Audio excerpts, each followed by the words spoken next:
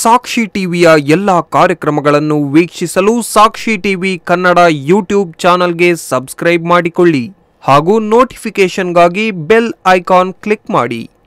ಸಾಕ್ಷಿ TV Kannada, ಬದಲಾವಣೆಯತ್ತ ನಮ್ಮ ಚಿತ್ತ.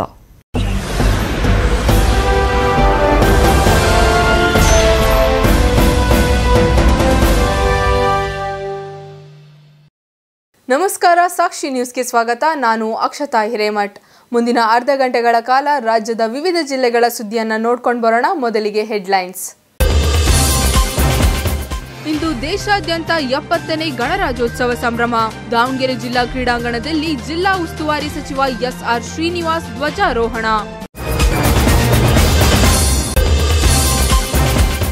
ಇದೇ ತಿಂಗಳ 26ರಿಂದ ಫೆಬ್ರವರಿ 4ರವರೆಗೆ ದಾವಣಗೆರೆಯ ಗಾಜಿನ ಮನೆ ಆವರಣದಲ್ಲಿ 10 ದಿನಗಳ ಫಲಪುಷ್ಪ ಪ್ರದರ್ಶನ.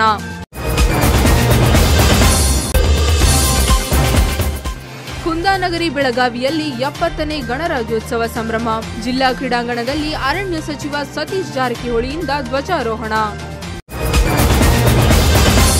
ದೇಶಾದ್ಯಂತ ಅದ್ದೂರಿಯಾಗಿ 70ನೇ ಗಣರಾಜ್ಯೋತ್ಸವ ಆಚರಣೆ ಮಾಡಲಾಯಿತು. ದಾವಣಗೆರೆ ಜಿಲ್ಲಾ ಕ್ರೀಡಾಂಗಣದಲ್ಲಿ ಜಿಲ್ಲಾ ಉಸ್ತುವಾರಿ ಸಚಿವ ಎಸ್.ಆರ್. ಶ್ರೀನಿವಾಸ್ ಧ್ವಜಾರೋಹಣ ಮಾಡಿದರು. ದೇಶಾದ್ಯಂತ ಅದ್ದೂರಿಯಾಗಿ 70ನೇ ಗಣರಾಜ್ಯೋತ್ಸವ ಆಚರಣೆ ಮಾಡಲಾಯಿತು. ದಾವಣಗೆರೆ ಜಿಲ್ಲಾ ಕ್ರೀಡಾಂಗಣದಲ್ಲಿ ಜಿಲ್ಲಾ ಉಸ್ತುವಾರಿ ಸಚಿವ ಎಸ್.ಆರ್. ಶ್ರೀನಿವಾಸ್ ಧ್ವಜಾರೋಹಣ ಮಾಡಿದರು. ಈ ವೇಳೆ ಪೊಲೀಸ್, ಗೃಹ ರಕ್ಷಕ ದಳ, ಅರಣ್ಯ ಇಲಾಖೆ ಹಾಗೂ ವಿವಿಧ ಶಾಲಾ ಮಕ್ಕಳು ಆಕರ್ಷಕ ಪಥಸಂಚಲನ ನಡೆಸಿ ರಾಷ್ಟ್ರಧ್ವಜಕ್ಕೆ ಗೌರವ ಸಲ್ಲಿಸಿದರು.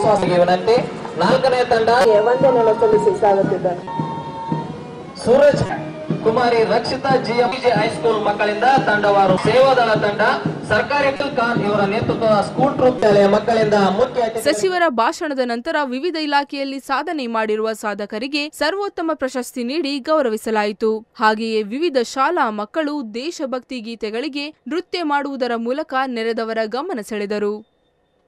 ಕಾರ್ಯಕ್ರಮದಲ್ಲಿ ಜಿಲ್ಲಾಧಿಕಾರಿ ಡಾಕ್ಟರ್ ಬಗಾಡಿ ಗೌತಮ್, ಜಿಲ್ಲಾ ಪೊಲೀಸ್ ವರಿಷ್ಠಾಧಿಕಾರಿ ಆರ್. ಚೇತನ್, ಜಿಲ್ಲಾ ಪಂಚಾಯತ್ ಮುಖ್ಯ ಕಾರ್ಯನಿರ್ವಹಣಾಧಿಕಾರಿ ಎಸ್. ಅಶ್ವತಿ ಸೇರಿದಂತೆ ಮತ್ತಿತರರು ಉಪಸ್ಥಿತರಿದ್ದರು.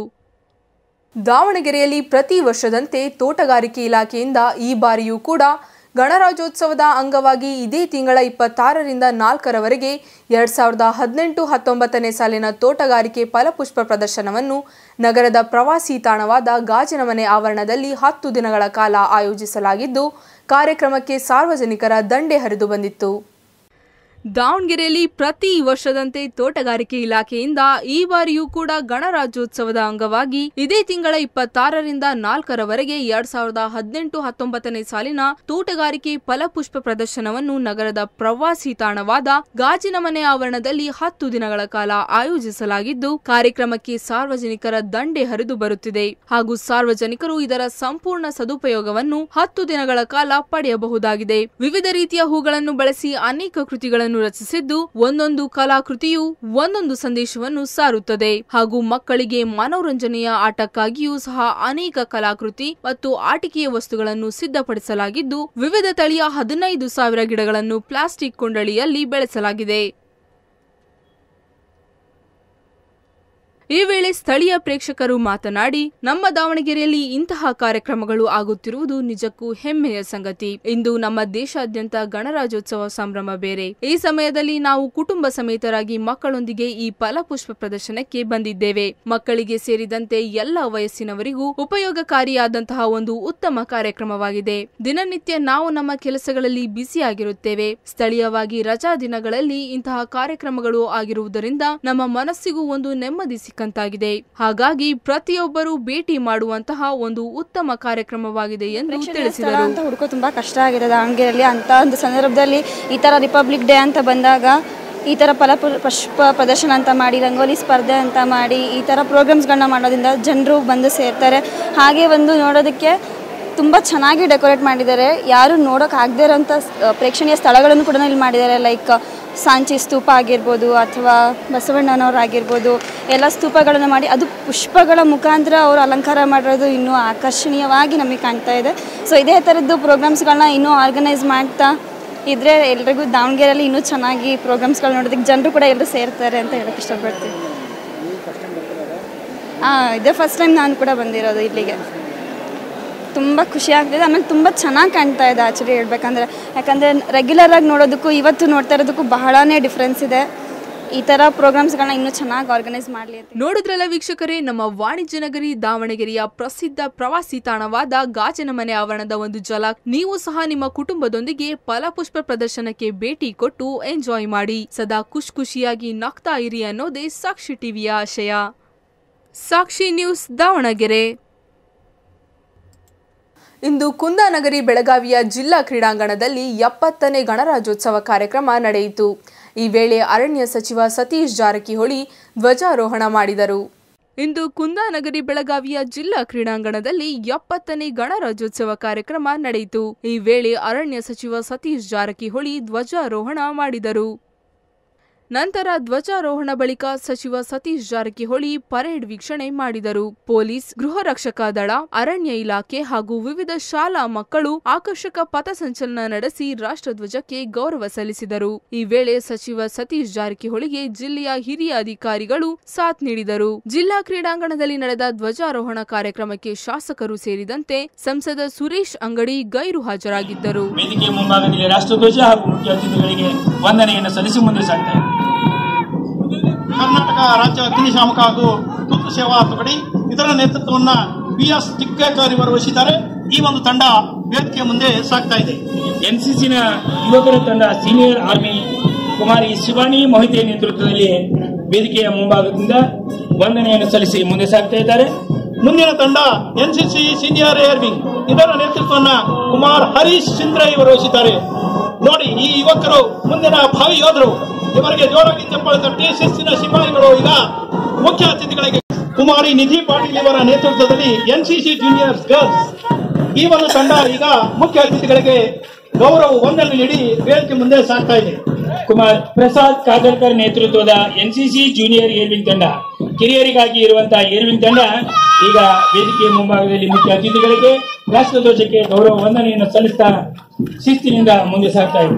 ಕುಮಾರ್ ಪ್ರದೀಪ್ ಅಂಬೋಜಿ ಇವರ ನೇತೃತ್ವದಲ್ಲಿ ಸಿದ್ದರಾಮೇಶ್ವರ ಸ್ಕೌಟ್ ಅಂಡ್ ಗೈಡ್ಸ್ ತಂಡ ಈ ಒಂದು ತಂಡ ಈಗ ಮುಖ್ಯ ಅತಿಥಿಗಳಿಗೆ ಗೌರವ ವಂದನೆ ನೀಡಿ ವೇದಿಕೆ ಮುಂದೆ ಬರ್ತಾ ಇದೆ.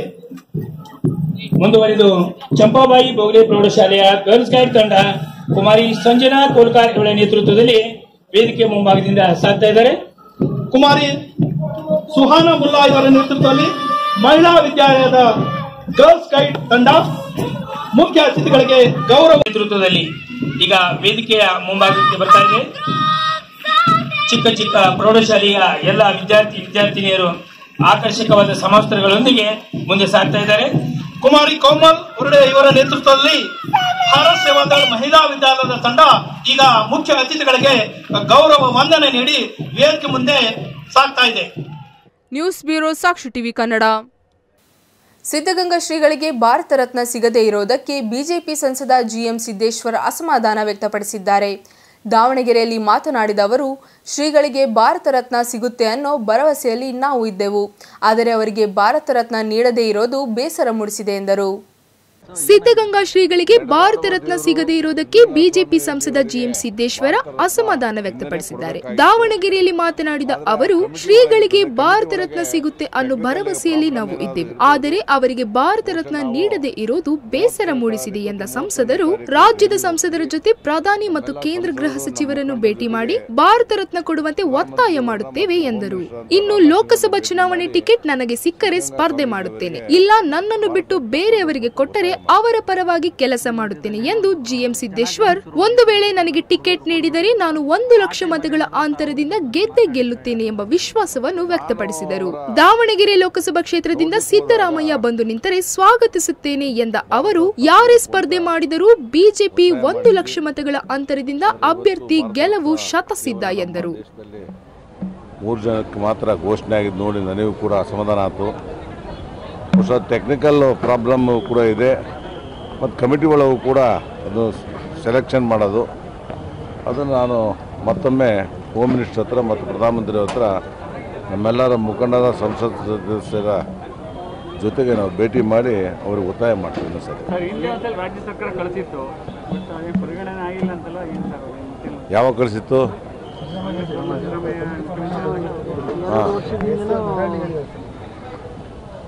ಅದು ನನಗೆ ಗೊತ್ತಿಲ್ಲ.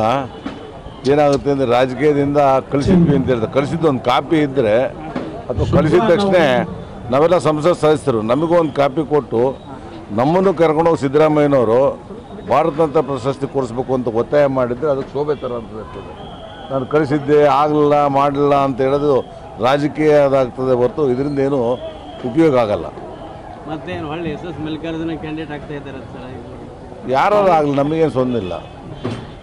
ಅದು ಮೊದಲಿನಕ್ಕಿಂತ ಇದೆ ಉತ್ಸಾಹ ಜಾಸ್ತಿ.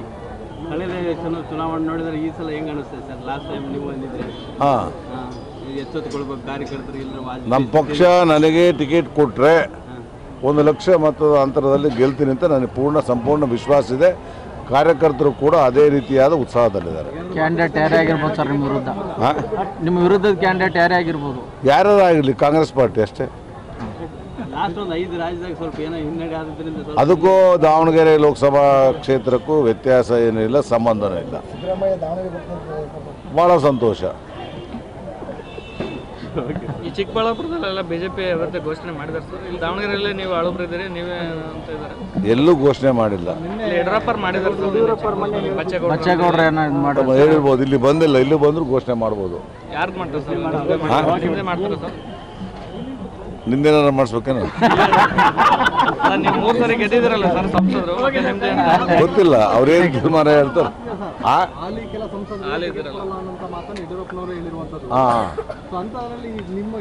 ಕೊಡದೇ ಇದ್ರೆ ಯಾರಿಗೆ ಕೊಟ್ಟರು ಪಕ್ಷದ ಕೆಲಸ ಮಾಡ್ತೀನಿ.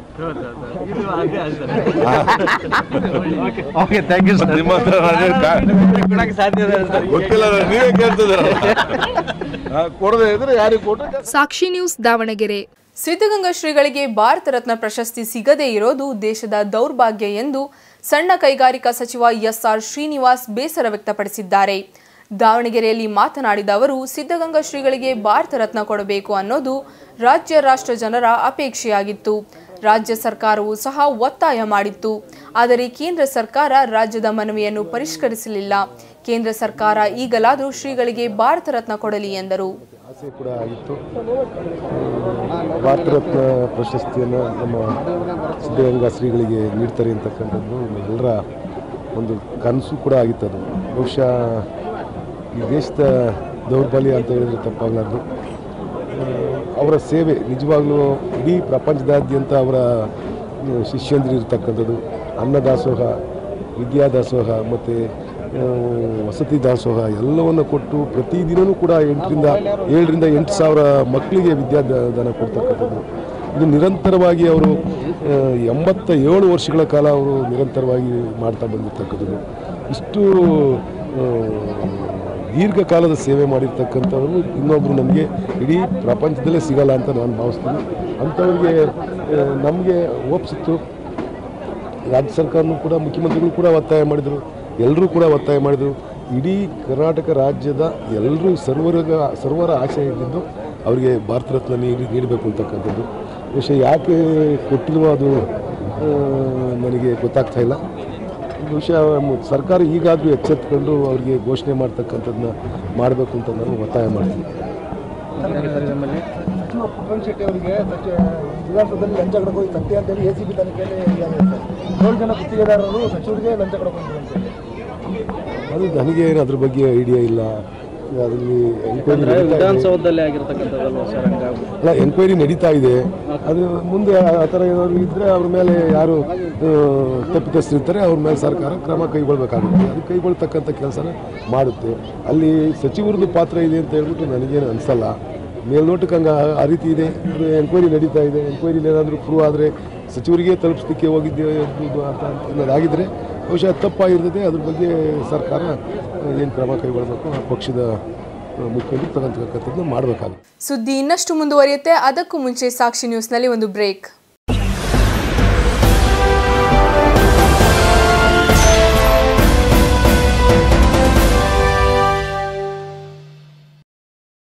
ಸಾಕ್ಷಿ ಟಿವಿಯ ಎಲ್ಲ ಕಾರ್ಯಕ್ರಮಗಳನ್ನು ವೀಕ್ಷಿಸಲು ಸಾಕ್ಷಿ ಟಿವಿ ಕನ್ನಡ ಯೂಟ್ಯೂಬ್ ಚಾನಲ್ಗೆ ಸಬ್ಸ್ಕ್ರೈಬ್ ಮಾಡಿಕೊಳ್ಳಿ ಹಾಗೂ ನೋಟಿಫಿಕೇಶನ್ಗಾಗಿ ಬೆಲ್ ಐಕಾನ್ ಕ್ಲಿಕ್ ಮಾಡಿ. ಸಾಕ್ಷಿ ಟಿವಿ ಕನ್ನಡ, ಬದಲಾವಣೆಯತ್ತ ನಮ್ಮ ಚಿತ್ತ.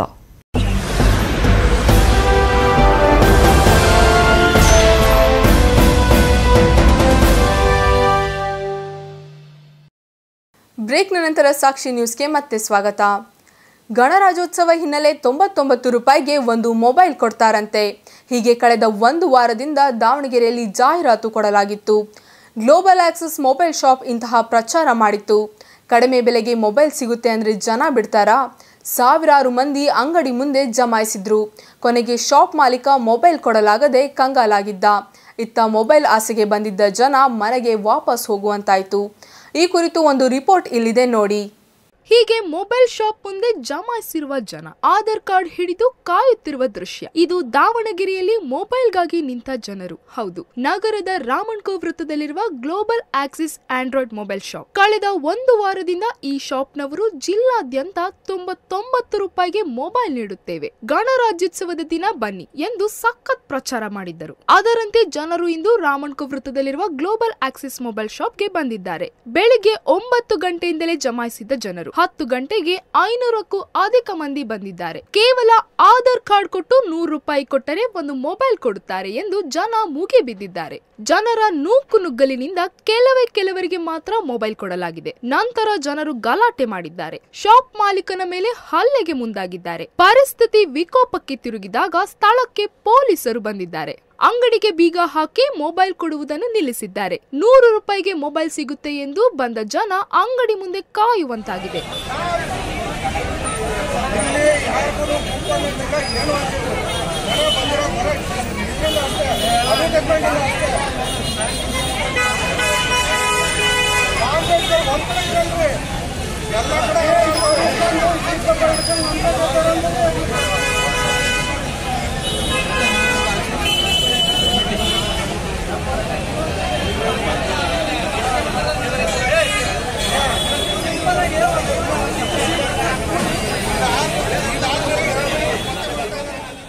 ಇನ್ನು ಹರಿಹರ, ಚನ್ನಗಿರಿ, ಜಗಳೂರು ಸೇರಿದಂತೆ ಜಿಲ್ಲೆಯಿಂದ 100 ಮಂದಿ ಆಗಮಿಸಿದ್ದರು.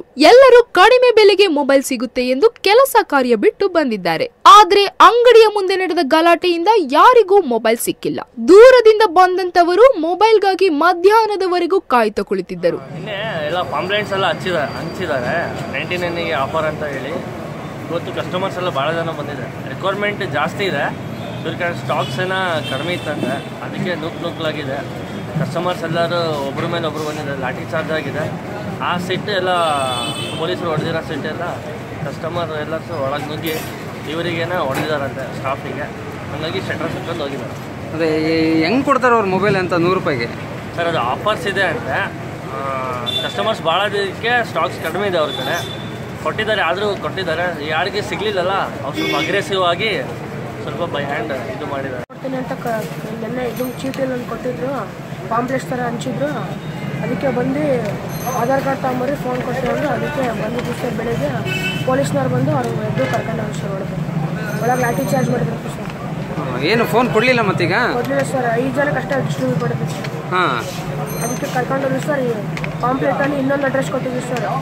ಅದು ಈ ಕಡೆ ಮುಸ್ಲಿಂ ಹಾಸ್ಪಿಟ್ಲ್ ಒಂದು ಐತಿ ಅಂತ ಅಲ್ಲಿ ಹೋಗಿದ್ವಿ ಸರ್. ಅಲ್ಲೂ ಮುಚ್ಚಿದ್ವಿ ಸರ್. ಅದಕ್ಕೆ ಬಂದ್ವಿ ಸರ್ ವಾಪಸ್. ಏನು ಫೋನ್ ಸಿಕ್ಕಿಲ್ಲ? ಇಲ್ಲ ಸರ್, ಸಿಕ್ಕಿಲ್ಲ ಫೋನ್. ಭಾಳ ಜನ ಬಂದ್ರ? ಭಾಳ ಜನ ಹೌದು ಸರ್. ಒಂದು 6 ಜನ ಬಂದ್ವಿ ಸರ್. ಇದೀಗ ಅಂಗಡಿಗೆ ಬೀಗ ಹಾಕಿಸಿ ಮಾಲೀಕನನ್ನ ಬಡಾವಣೆ ಪೊಲೀಸರು ಕರೆದುಕೊಂಡು ಹೋಗಿದ್ದಾರೆ. ಕಡಿಮೆ ಬೆಲೆಗೆ ಮೊಬೈಲ್ ಮಾರಾಟ ಬಗ್ಗೆ ವಿಚಾರಣೆ ನಡೆಸುತ್ತಿದ್ದಾರೆ. ಕೇವಲ 99 ರೂಪಾಯಿಗೆ ಹೇಗೆ ಮೊಬೈಲ್ ಕೊಡುತ್ತಾರೆ, ಎಲ್ಲಿಂದ ತರುತ್ತಾರೆ ಎಂಬುದು ಯಾರಿಗೂ ಗೊತ್ತಿಲ್ಲ. ಆದ್ರೆ ಮೊಬೈಲ್ ಸಿಗದವರು ನಿರಾಸೆಯಿಂದಲೇ ಮನೆಗೆ ಹೋಗುವಂತಾಯ್ತು. ಒಟ್ಟಾರೆ ಜನ ಮರುಳೋ ಜಾತ್ರೆ ಮರುಳೋ ಎಂಬಂತೆ ಮೊಬೈಲ್ಗಾಗಿ ಜನ ಗಲಾಟೆ ಮಾಡಿದ್ದು ಸತ್ಯ. ಸಾಕ್ಷಿ ನ್ಯೂಸ್, ದಾವಣಗೆರೆ. ಹರಿಹರ ತಾಲೂಕಿನ ಬಾನುವಳ್ಳಿ ಗ್ರಾಮದಲ್ಲಿ ಫೆಬ್ರವರಿ 5 ಮತ್ತು 6ರಂದು ಹೊಯ್ಸಳರ ಕಾಲದ ಪುನರ್ ನಿರ್ಮಿತ ನೂತನ ಲಕ್ಷ್ಮೀನಾರಾಯಣ ದೇವಸ್ಥಾನದ ಉದ್ಘಾಟನೆ ಮತ್ತು ಸ್ವಾಮಿ ಗೋಪುರದ ಕಳಸಾರೋಹಣ ಹಾಗೂ ಧಾರ್ಮಿಕ ಸಭೆಯನ್ನು ಫೆಬ್ರವರಿ 6ರಂದು ನಡೆಸಲಾಗುವುದು ಎಂದು ದೇವಸ್ಥಾನದ ಪುನರ್ ನಿರ್ಮಾಣ ಸಮಿತಿಯ ಅಧ್ಯಕ್ಷರಾದ HK ಕನ್ನಪ್ಪ ತಿಳಿಸಿದ್ದಾರೆ. ಹರಿಹರ ತಾಲೂಕಿನ ಬಾನುವಳ್ಳಿ ಗ್ರಾಮದಲ್ಲಿ ಫೆಬ್ರವರಿ 5 ಮತ್ತು 6ರಂದು ಹೊಯ್ಸಳರ ಕಾಲದ ಪುನರ್ ನಿರ್ಮಿತ ನೂತನ ಲಕ್ಷ್ಮೀನಾರಾಯಣ ಸ್ವಾಮಿ ದೇವಸ್ಥಾನದ ಉದ್ಘಾಟನೆ ಮತ್ತು ಸ್ವಾಮಿಯ ಗೋಪುರದ ಕಳಸಾರೋಹಣ ಹಾಗೂ ಧಾರ್ಮಿಕ ಸಭೆಯನ್ನು ಫೆಬ್ರವರಿ 6ರಂದು ಬೆಳಿಗ್ಗೆ 9 ರಿಂದ 9:30 ಸಲ್ಲುವ ಮೀನಾ ಲಗ್ನದ ಶುಭ ಮುಹೂರ್ತದಲ್ಲಿ ಶ್ರೀಮದ್ ಜಗದ್ಗುರು ವಿದ್ಯಾಭಿನವ ವಿದ್ಯಾರಣ್ಯ ಭಾರತಿ ಮಹಾಸ್ವಾಮಿಗಳು ಶಾರದಾ ಮಹಾಪೀಠ ಕೊಡಲಿ ಶೃಂಗೇರಿ ಕ್ಷೇತ್ರ ಇವರಿಂದ ನೆರವೇರಿಸಲಾಗುವುದು ಎಂದು ದೇವಸ್ಥಾನದ ಪುನರ್ ನಿರ್ಮಾಣ ಸಮಿತಿಯ ಅಧ್ಯಕ್ಷರಾದ ಎಚ್.ಕೆ. ಕನ್ನಪ್ಪ ತಿಳಿಸಿದ್ದಾರೆ.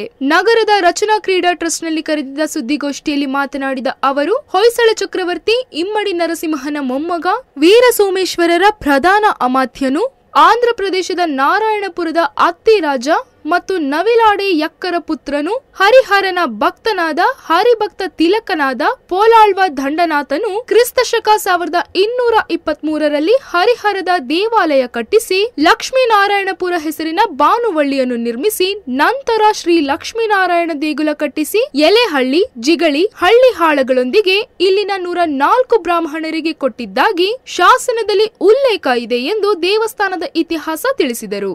ಈ ಕಾರ್ಯಕ್ರಮದ ದಿವ್ಯ ಸಾನ್ನಿಧ್ಯವನ್ನು ಬ್ರಹ್ಮನಮಠ ಸಿರಿಗೆರೆಯ ಡಾಕ್ಟರ್ ಶಿವಮೂರ್ತಿ ಶಿವಾಚಾರ್ಯ ಮಹಾಸ್ವಾಮಿ ಮತ್ತು ಚಿತ್ರದುರ್ಗ ಮುರುಘಾ ಮಠದ ಡಾಕ್ಟರ್ ಶಿವಮೂರ್ತಿ ಮುರುಘಾ ಶರಣರು ಹಾಗೂ ವಚನಾನಂದ ಮಹಾಸ್ವಾಮಿ, ನಿರಂಜನಾನಂದಪುರಿ ಸ್ವಾಮಿ ಮತ್ತು ವಾಲ್ಮೀಕಿ ಗುರುಪೀಠದ ಪ್ರಸನ್ನಾನಂದಪುರಿ ಮಹಾಸ್ವಾಮಿಗಳು ಸೇರಿದಂತೆ ವಿವಿಧ ಮಠಗಳ ಮಠಾಧೀಶರು ಹಾಗೂ ಅನೇಕ ರಾಜಕೀಯ ಮುಖಂಡರು ಮತ್ತಿತರರು ಭಾಗವಹಿಸಲಿದ್ದಾರೆ.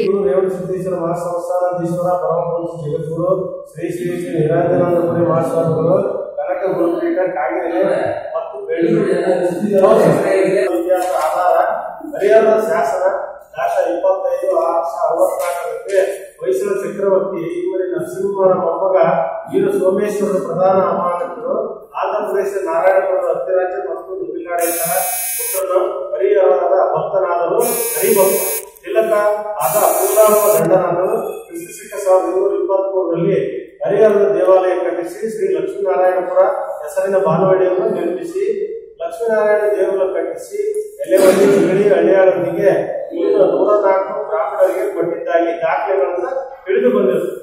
ಅಂದರೆ ಈ ಗ್ರಾಮದ ಮೂಲ ಹೆಸರು ಲಕ್ಷ್ಮೀನಾರಾಯಣಪುರ. ನಮ್ಮ ಗ್ರಾಮದ ಮೂಲ ಹೆಸರು ಲಕ್ಷ್ಮೀನಾರಾಯಣಪುರ ಇತ್ತು. ಪೂಲಾಳು ದಂಡನಾಥನು ನಿರ್ಮಿಸಿದ ಗ್ರಾಮ ಇದಾಗಿದೆ. ಪೂಲಾಳು ದಂಡನಾಥನು ನಿರ್ಮಿಸಿದ ನಮ್ಮ ಗ್ರಾಮ ಇಲ್ಲಿನ ಇನ್ನೊಂದು ಮಾತಿನಂತೆ ಆ ಪೂಲಾಳವರ ಮಗಳು ಬಾಸುಮತಿಯಲ್ಲಿ ವಾಸವಾಗಿದ್ದಳೆಂದು ಆಕೆಗಾಗಿ ಲಕ್ಷ್ಮೀನಾರಾಯಣ ದೇಗುಲ ಕಟ್ಟಿಸಿ ಮೇಲೆ ತಿಳಿಸಿದ ಗ್ರಾಮಗಳನ್ನು ನೀಡಿದರೆಂದು ತಿಳಿದು ಬಂದದ್ದು. ಅದರಿಂದಾಗಿ ಭಾನುಮತಿ ಪಟ್ಟಣವೆಂದು ಹೆಸರಾಯಿತೆಂದು ಹೇಳಲಾಗುತ್ತದೆ. ಇದೇ ಬಾನುವಳ್ಳಿ ಗ್ರಾಮದ ಶಾಸನ. ಸಾಕ್ಷಿ ನ್ಯೂಸ್ ದಾವಣಗೆರೆ. ರಾಯಚೂರು ಜಿಲ್ಲೆಯ ಲಿಂಗಸೂರಿನ ಸರ್ಕಾರಿ ಪದವಿ ಪೂರ್ವ ಕಾಲೇಜು ಆವರಣದಲ್ಲಿ 70ನೇ ಗಣರಾಜ್ಯೋತ್ಸವ ದಿನಾಚರಣೆ ನಡೆಯಿತು. ಈ ವೇಳೆ ಶಾಸಕ ಡಿಎಸ್ ಹುಲಗೇರಿ ಧ್ವಜಾರೋಹಣ ಮಾಡಿದರು. ರಾಯಚೂರು ಜಿಲ್ಲೆಯ ಲಿಂಗಸೂರಿನ ಸರ್ಕಾರಿ ಪದವಿ ಪೂರ್ವ ಕಾಲೇಜು ಆವರಣದಲ್ಲಿ 70ನೇ ಗಣರಾಜ್ಯೋತ್ಸವ ದಿನಾಚರಣೆ ನಡೆಯಿತು. ಈ ವೇಳೆ ಶಾಸಕ ಡಿಎಸ್ ಹುಲಗೇರಿ ಧ್ವಜಾರೋಹಣ ಮಾಡಿದರು. ಅಮರೇಶ್ವರ ಶಾಲೆ ಮಕ್ಕಳ ನಂತರ ಆದರ್ಶ ವಿದ್ಯಾಲಯದ ವಿದ್ಯಾರ್ಥಿಗಳು ಧ್ವಜವಂದನೆಯನ್ನು ಸಲ್ಲಿಸ್ತಾ ಇದ್ದಾರೆ. ಹಾಗೂ ಅಕ್ಕಮಾಧವಿ ಹಿರಿಯ ಪ್ರಾಥಮಿಕ ಶಾಲೆಯ ಸೇವಾದಳ ವಿದ್ಯಾರ್ಥಿನಿಯರು ನಂತರ ಮಸ್ಕಿ ತಾಲೂಕಿನ ಹಂಪಿನಾಳ ಗ್ರಾಮದ ಸರ್ಕಾರಿ ಹಿರಿಯ ಪ್ರಾಥಮಿಕ ಶಾಲೆಯ ಆವರಣದಲ್ಲಿ ನಡೆದ ಗಣರಾಜ್ಯೋತ್ಸವ ಕಾರ್ಯಕ್ರಮದಲ್ಲಿ ಎಸ್ಎಸ್ಎಲ್ಸಿಯಲ್ಲಿ ಅತಿ ಹೆಚ್ಚು ಅಂಕ ಗಳಿಸಿದ ವಿದ್ಯಾರ್ಥಿಗಳಾದ ವಿಶ್ವನಾಥ್ ಮತ್ತು ನಿರುಪಾದಿಗೆ ಕಾರ್ಯಕ್ರಮದಲ್ಲಿ ಪುರಸ್ಕರಿಸಲಾಯಿತು. ಈ ವೇಳೆ ಶಾಲೆಯ ಮುಖ್ಯ ಶಿಕ್ಷಕರಾದ ಬಸಪ್ಪ, ಶಿಕ್ಷಕರಾದ ರವಿ, ಗ್ರಾಮದ ಮುಖಂಡರು ಹಾಗೂ ವಿದ್ಯಾರ್ಥಿಗಳು ಮತ್ತಿತರರು ಉಪಸ್ಥಿತರಿದ್ದರು. ಸಾಕ್ಷಿ ನ್ಯೂಸ್ ರಾಯಚೂರು. ಇದಿಷ್ಟು ಇಂದಿನ ಪ್ರಮುಖ ಸುದ್ದಿ. ನೈಜ ಹಾಗೂ ನಿಖರವಾದ ಸುದ್ದಿಗಾಗಿ ನೋಡ್ತಾ ಇರಿ ಸಾಕ್ಷಿ ಟಿವಿ ಕನ್ನಡ. ಬದಲಾವಣೆಯತ್ತ ನಮ್ಮ ಚಿತ್ತ.